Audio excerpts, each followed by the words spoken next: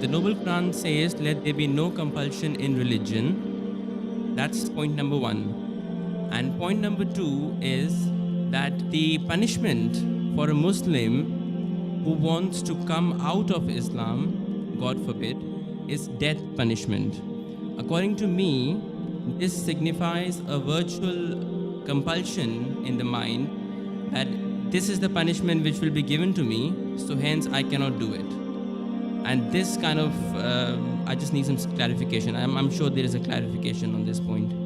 That's a very good question. He hasn't given the reference first. He quoted the verse of the Quran from Surah Baqarah, chapter number 2, verse number 256, which says, La ikraha fid deen, there is no compulsion in religion. And that is part of the deen, that you cannot force anyone, you cannot compel anyone with the point of the sword or the point of the gun. His next question is that if any Muslim leaves his religion and becomes a non-Muslim, becomes an apostate, then the penalty is death.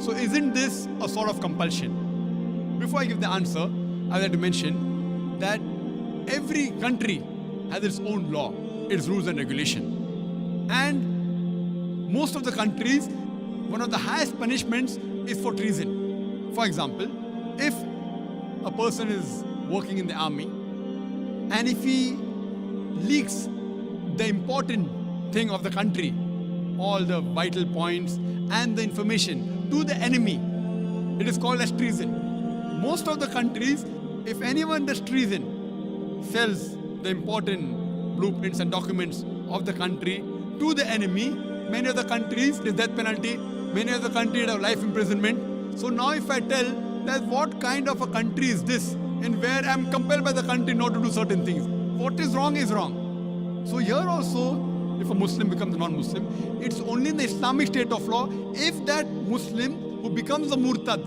and then propagates his new faith and deceives the people, that's the time this penalty is put. For example, if in a school, if I appoint a teacher, mathematics teacher, she is teaching 2 plus 2 is equal to 4, then tomorrow she teaches 2 plus 2 is equal to 5. So but naturally I won't keep her in my school. The same way, the punishment for such a murtad in Islamic state, it is death.